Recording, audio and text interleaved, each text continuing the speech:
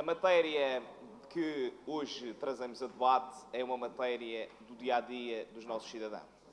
É uma matéria que, infelizmente, continua a persistir e acredito que ninguém nesta casa, seja poder ou oposição, queira perpetuar e não queira resolver.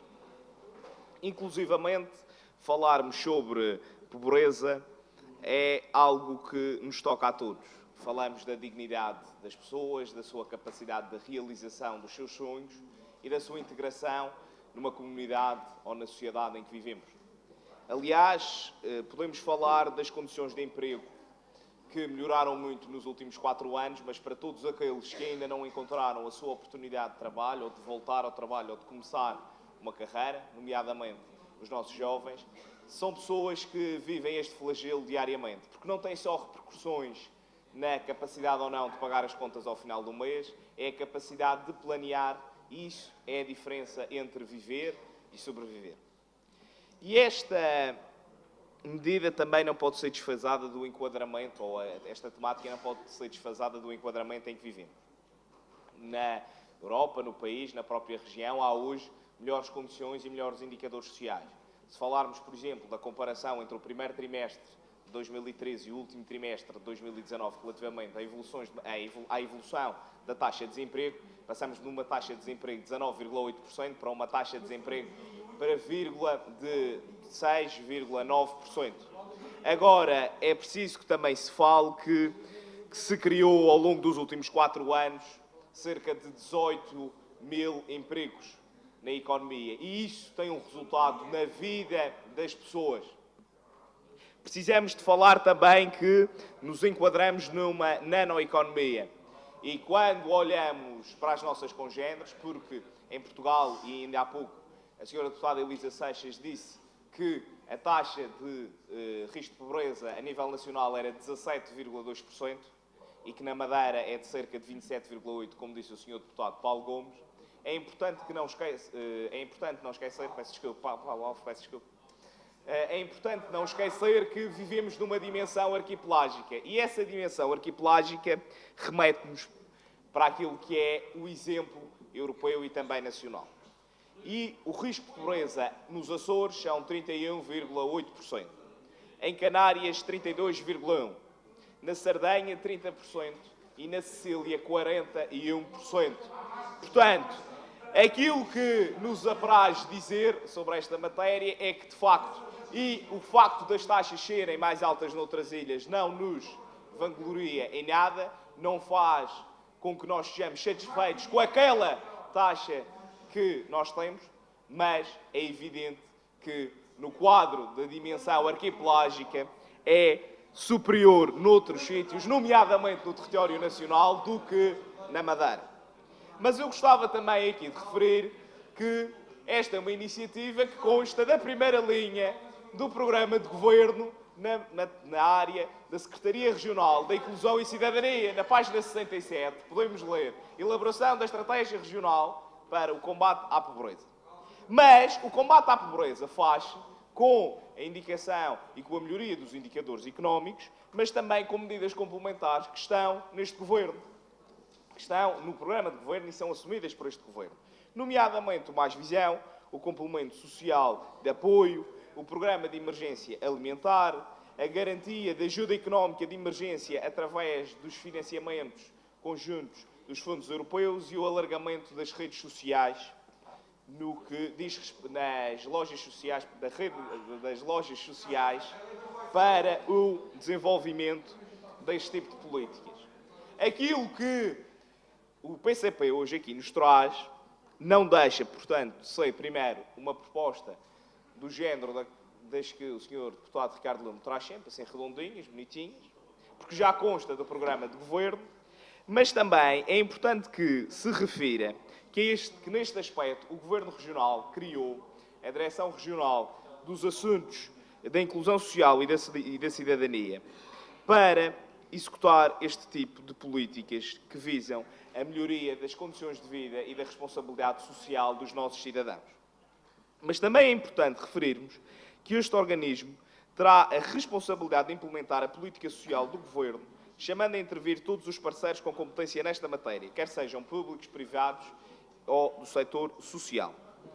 E aquilo que é a proposta que aqui nos traz o PCP, por muito que seja uma matéria que é importante debater, no nosso entender, preocupa-se mais na identificação e saber quem vai executar o programa ou os planos que se venham a desenvolver do que em medidas concretas para reduzir estas taxas. Porque nos cerca de 16 artigos que compõem este projeto de decreto legislativo regional, vimos a Comissão, as condições da Comissão de acompanhamento e a única coisa que se refere são os objetivos que, de forma ampla, não dizem qual a estratégia que se vai definir, no entender do PCP, para combater estas assimetrias. Porque, no entender do PCP, o importante, mais do que combater o número de pessoas que estão em situação de fragilidade, parece, saber quem são e, no fundo, quase identificar. É mais importante identificar do que resolver o problema. E, portanto, nesse aspecto, nós, por muito que queiramos e saibamos, e até esse é um compromisso deste Governo, defender esta política de melhoria das condições, não podemos olhar só para a Constituição de quem vai fiscalizar, vai regulamentar e não numa política integrada com planos e ações concretas como aquelas que eu aqui já mencionei e que são objeto do programa de governo. Aliás, estas preocupações sociais fazem-se com todos, fazem-se com o empenho de todos os agentes políticos, mas é importante que não esqueçamos que as políticas de emprego que foram definidas no orçamento da região e nos mecanismos de apoio à conservação servem exatamente para combater isso, para combater a fragilidade, para dar novas oportunidades aos nossos jovens. É evidente que, apesar de estarmos próximos a uma taxa de desemprego próxima ao pleno emprego, é evidente que isto não nos satisfaz. É evidente que não nos satisfaz, até porque, se o Sr. Deputado Ricardo Luna não sabe, para a definição económica, a taxa de pleno emprego são 5%. Nós temos 6,9%.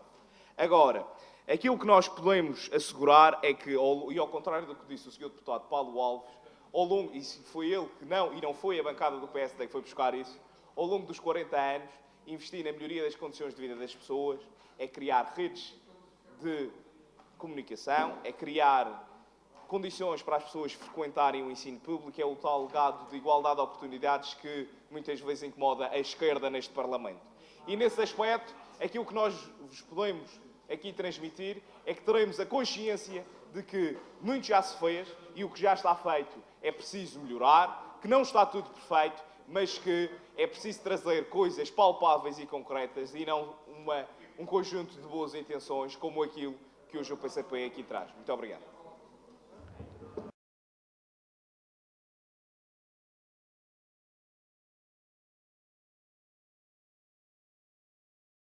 Obrigado, Sr. Deputado. Para responder, tem a palavra o Sr. Deputado Bruno Melim, do PSD. Muito obrigado, Sr. Presidente, senhoras e senhores deputados, Sra. Deputada Elisa Seixas. Aquilo que eu sempre vi e continuo a ver no exercício da atividade política que há muitos anos, ou com alguns anos, assumi na região, foi um enorme incómodo que as políticas sociais das sucessivas governações social-democratas causaram na Madeira. Falo-lhe, inclusivamente, da política de habitação da região. Falo-lhe, inclusivamente, da política da ação social escolar, que apoia 66% dos alunos que estão, neste momento, no ensino obrigatório da região.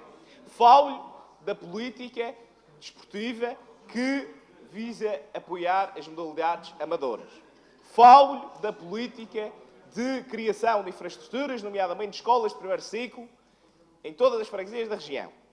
E, portanto, apesar de muitos se alongarem defensores únicos e donos das causas sociais, a verdade é que na Madeira e sob a governação do PSD se deu melhores condições de vida à população e se deu a possibilidade de, independentemente do meio de onde vêm, as pessoas atingirem os seus objetivos. Se isso, evidentemente, pode ser sempre melhorado, claro que sim, e é por isso que cá estamos e que os madeirenses continuam a confiar em nós. Senhor Deputado Ricardo Luna, peço desculpa que ainda não respondi a toda a intervenção, ao pedido de esclarecimento da Sra. Deputada Elisa Seixas. Relativamente à questão da delineação da estratégia Aquilo que aqui se coloca é que a intenção que o PCP aqui traz, por muito meritório que seja, eu referi isso na minha intervenção inicial, prende-se muito pouco com a realidade daquilo que nós podemos fazer, mas com a forma sobre a qual se pretende fiscalizar e organizar. E eu explico porquê, e já respondendo ao Sr. Deputado Ricardo Lume, que é, quando nós temos os apoios sociais que atualmente existem, estão identificados todos aqueles que recebem os complementos solidários, todos aqueles que recebem a ajuda alimentar e, portanto, o diagnóstico, no que diz respeito àqueles que serão os beneficiários atuais da medida, já existe. Agora, o problema que aqui se põe com este decreto legislativo regional é que se cria a forma, mas que o conteúdo, numa boa frase socialista, é pouquinho.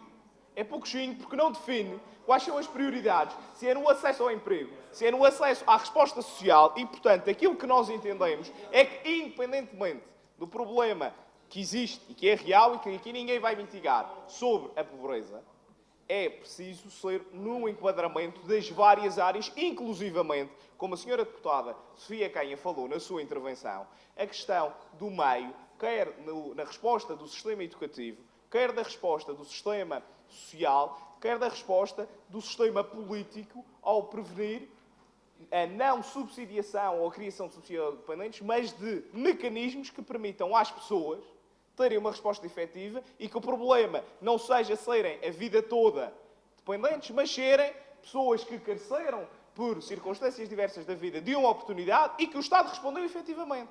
E não criarmos aqui subterfúgios e clientelas de algum tipo de ajuda, que não é isso que se pretende. Pretendemos é que as pessoas evoluam, que as pessoas mereçam mais, que tenham mais condições e que isso se faça através de uma ajuda correta do Estado e não através de sistemas que se podem subverter. E, portanto, no que a isto diz respeito, o problema aqui não é a intenção, o problema é a forma como se faz e, atendendo a que o Governo Regional já tem trabalhado sobre esta matéria, somos do entendimento de que a estratégia deve ser alargada, deve ser pensada e que, nesse momento, através da proposta que o Governo Regional trará e porá em prática, teremos uma resposta efetiva aos problemas da população da Madeira e à tal política social que a senhora deputada Elisa Seixas não percebia porque é que incomodava o PS, basta ouvir as intervenções agora nos apares do senhor deputado Vítor Freitas. Muito obrigado. Muito obrigado.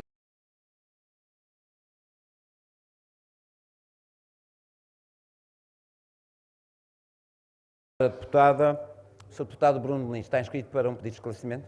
Tem a palavra, Sr. Deputado. Senhor Presidente, senhoras e senhores deputados, aquilo que eu gostava de colocar sobre esta matéria é muito simples. É que falou-se há pouco, ou nesta última intervenção, de que quando o debate do salário mínimo na região se tinha falado que não era preciso aumentar o apoio, mas sim, porque não era preciso aumentar o salário porque havia outros apoios. Aquilo que eu me lembro de se ter discutido não foi isso, mas foi a relutante posição do Partido Socialista em concordar que o problema que estava subjacente às remunerações é a alta carga fiscal. Quando se falou disso e se usou esse argumento, o Partido Socialista disse aquilo que é um dos seus clássicos, como aqui foi referido, que é o PSD, quando não tem propostas, atira sempre a culpa para Lisboa, porque a República é que é responsável.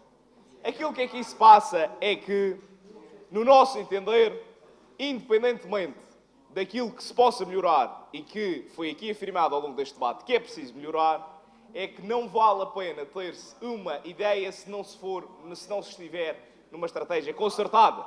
Agora, aquilo que aqui se referiu, e era isso que eu gostava de ser esclarecido, é em que momento é que o PSD disse que não era válido, que é tudo um muro de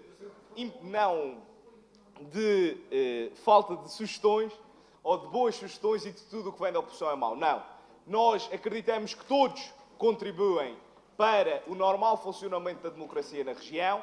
Agora, não podemos achar nem permitir, com uma certa arrogância intelectual, que nos venham dizer que só o que vem da oposição, por ser proposto por vós, é bom. Muito obrigado.